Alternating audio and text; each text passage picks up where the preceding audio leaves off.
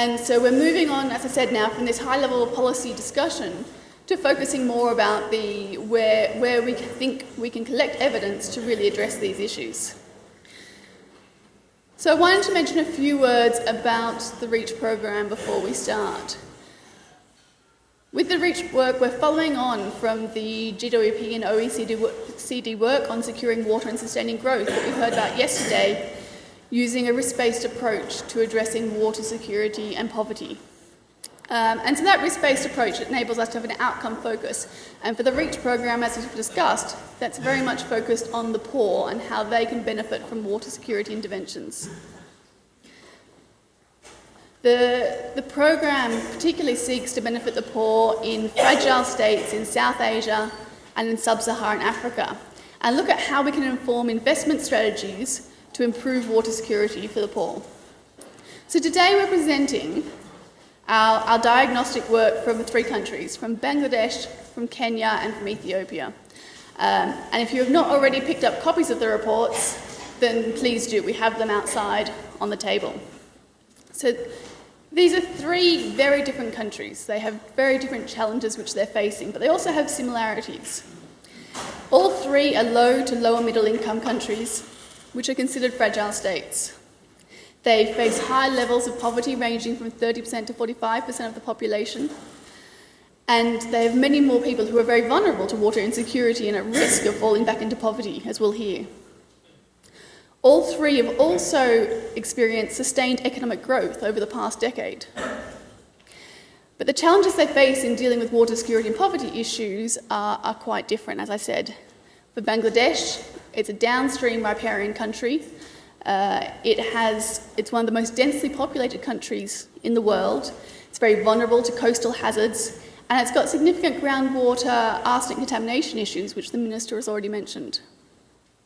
In Ethiopia, it's an upstream riparian country. It has diverse climates across the country, diverse cultures, which add to the challenge of addressing these issues. It is heavily reliant on rain-fed agriculture for its GDP and for its food security. And as the Minister highlighted, it also has fragile environments that threaten this agricultural productivity as well as the infrastructure investments. Kenya, by contrast, we heard about the water scarcity challenges, that it's 4/5 is arid and semi-arid lands. It also is very diverse ethnically, and it's undergoing this change of governance to decentralisation, which means there are both these counties are now upstream or downstream riparians, which they have not been previously in this context, and so there's a new governance challenge in that. Through the REACH program, we'll be focusing in these countries initially, and further what we're doing is we're focusing our research into observatories. So these research observatories, which we mentioned in the 3 presentations which are coming up from the countries, are long-term, instrumented, interdisciplinary research sites which can capture, through our research, we can capture the complexity and the change in these sites. These are sites with significant but uncertain trajectories of change. Our country diagnostic reports aim to outline the need for the research in these areas, the nature of the links between water security and poverty in each country, and the observatories through which we'll be researching them.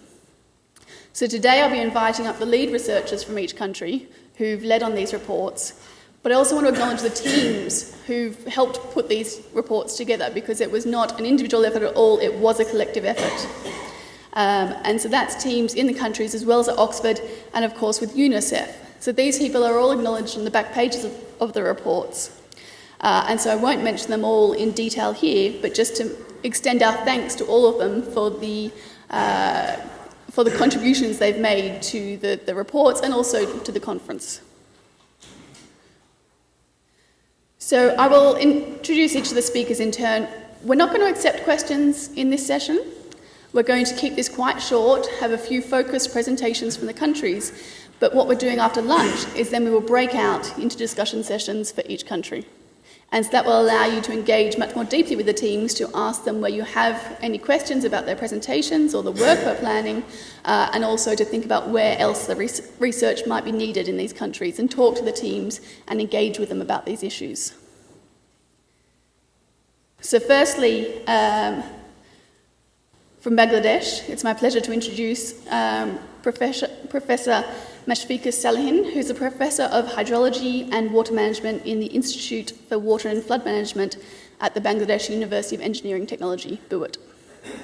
So he's led on the development of this report for the Bangladesh report with his colleagues at BUIT, some of whom are here today, Professor Abed, Professor Rahman, Professor Mondal, as well as colleagues from ICDDRB, the International Centre for Diarrheal Disease Research in Bangladesh, so Dr. Shiraz Islam from there, as well as colleagues from the University of Dhaka, Professor Yusuf and Professor Nazreen, who are both here today.